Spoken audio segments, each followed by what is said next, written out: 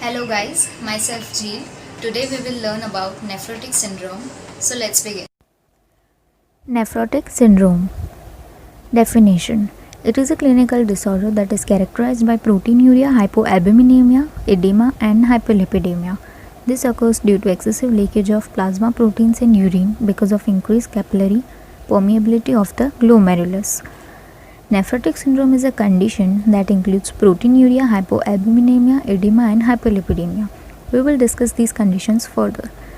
Now, these occurs due to excessive leakage of plasma proteins in urine, and the leakage occurs because of increased capillary permeability. Here, capillary permeability means the capacity of a blood vessel wall to allow for the flow of small molecules or even whole cells.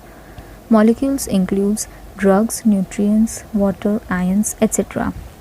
So this permeability will be increased, and because of that, excessive plasma proteins which are not supposed to flow through the vessel will flow through it, and it will cause leakage.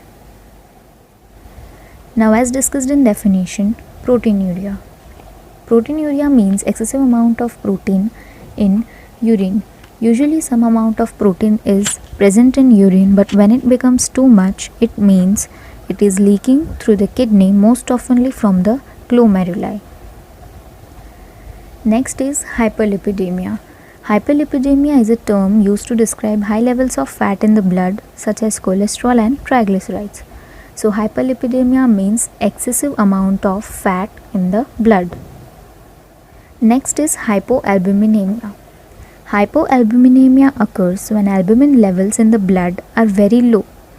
The main protein in human blood and the key to the regulation of osmotic pressure of blood is albumin. The term itself describes its meaning. Hypo means low, albumin is the protein albumin, and emia means blood.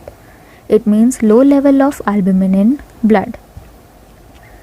Albumin is the main protein in human blood, and it regulates osmotic pressure of the blood. It also makes significant portion of blood plasma. So when albumin becomes low, plasma would be low and it will not hold the protein properly, which will result into the leakage of plasma proteins. Next are the types of nephrotic syndrome. First one, idiopathic nephrotic syndrome. In childhood, the vast majority belongs to this category. It is regarded as a sort of autoimmune phenomenon, especially since it responds well to immunosuppressive therapy.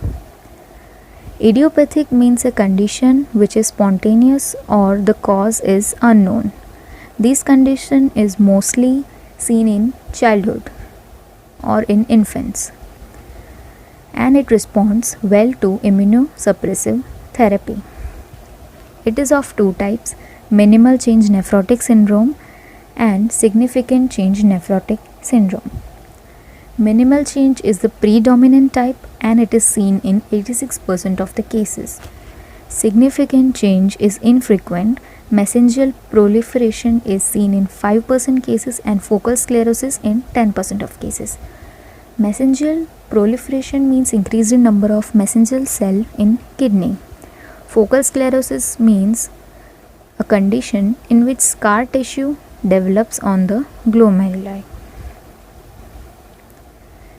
Next is secondary nephrotic syndrome. It occurs in children, about 10% of all cases. Now the name suggests its meaning, secondary nephrotic syndrome. Secondary is the meaning because it says it occurs because of a pre-existing disease. So these conditions may occur due to some form of chronic glomerulonephritis or due to diabetes mellitus, systemic lupus erythematosus, which means inflammation in connective tissues or lining of blood vessels, malignant hypertension, malaria, hepatitis B, infective endocarditis, HIV, AIDS, drug toxicity, lymphoma, syphilis, etc. Third one is congenital nephrotic syndrome. This condition is rare, but it is serious, and it's a fetal problem usually associated with congenital abnormalities of the kidney. It is inherited as autosomal recessive disease. Autosomal recessive disease meaning abnormal gene is present during the development of the fetus, which results in congenital nephrotic syndrome. In this condition, there are severe renal insufficiency and urinary infections. Because of that, the prognosis is very poor.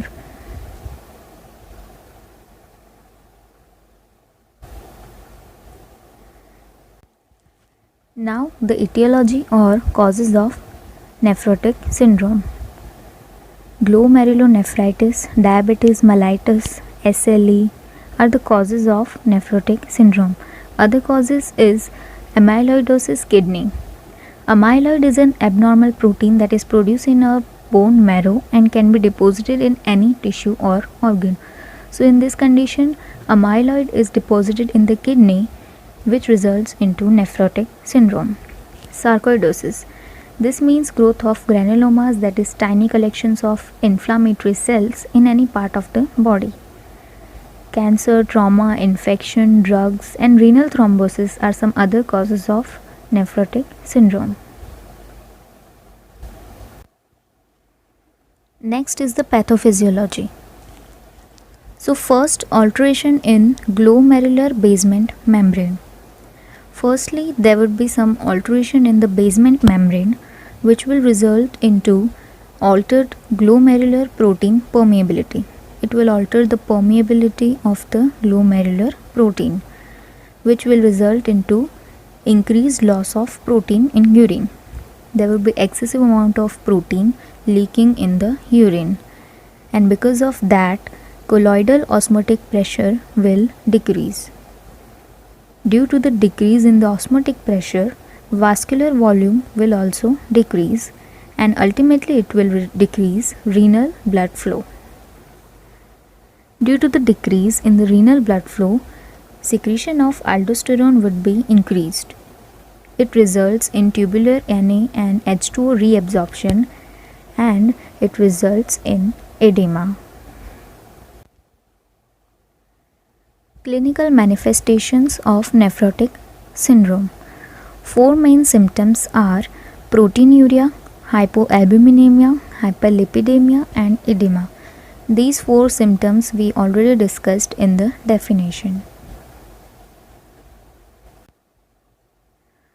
Other symptoms are edema, which includes periorbital edema, that means swelling around the eye area, pitting edema, which means swelling caused by excessive fluid, ankle edema, ascites.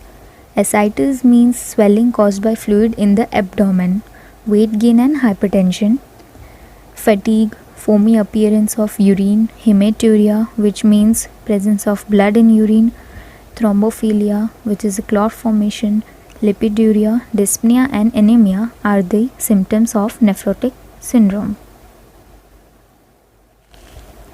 Further, puffiness around the eyes in the morning is seen, pitting edema over the legs, pleural effusion and pulmonary edema, ascites, hypertension, dyspnea, ESR is greater than 100, anorexia, fatigue, abdominal pain and diarrhea are seen.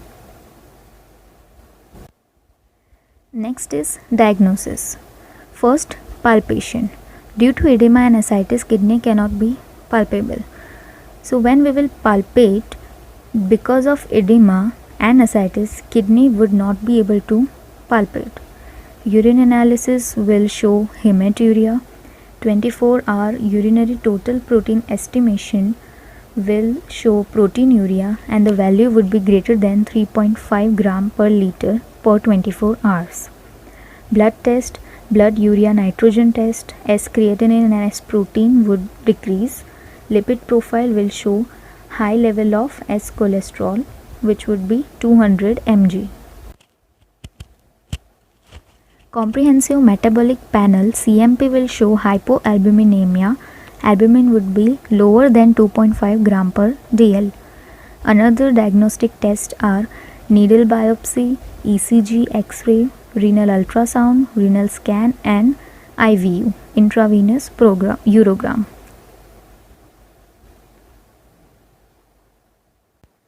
Next is the medical management.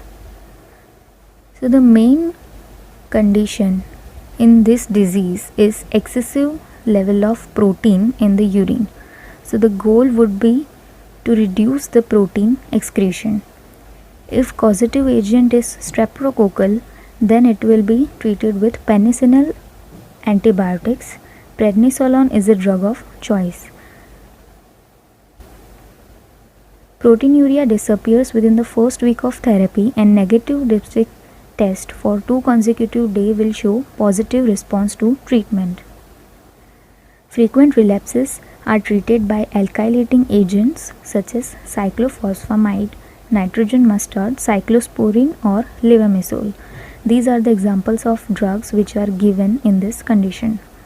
Diuretic and salt-poor albumin may be indicated in presence of severe edema, and furosemide may be prescribed. Next, dietary management. Children should take a well-balanced diet rich in protein, and in the condition of edema, sodium is restricted. High protein and high carbohydrates diet is provided to the patient, and if disease is in advanced stage, then protein intake is avoided because it will affect the kidney. Water restriction may also be indicated if decreasing salt does not control the edema. Next are the nursing diagnosis. First one is excessive fluid volume related to damaged glomeruli as evidenced by input-output chart, edema and weight gain. So the nursing goal would be to maintain the fluid volume. For that, the following interventions are taken. First one is to assess the fluid status and monitor input-output ratio regularly. Limit fluid and sodium intake to prescribed volume. Fluid and sodium intake should be limited according to the prescription. Patient should be explained for the fluid resuscitation. Oral hygiene is encouraged and diuretics are given. Second diagnosis is risk of infection related to edema and altered immune response as evidenced by weight gain, input-output chart, taking temperature. Here the nursing goal is to prevent from infection. The interventions are limit fluid intake, provide meticulous skin care. Meticulous means very precise and careful care. Input-output chart should be monitored regularly. Daily weight should be checked. TPR should be checked regularly. Strict aseptic techniques are used and diuretics and antipyretics are provided.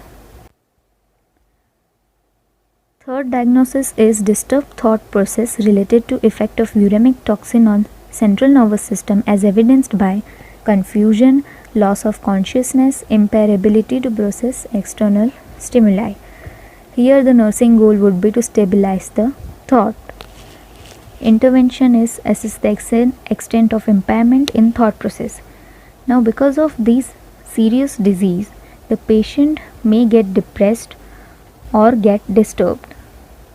So in this condition, the patient should be oriented to time, place and person, to provide diuretic antibiotics to the patient, to preserve his or her neurological functioning, and to use seizure precaution.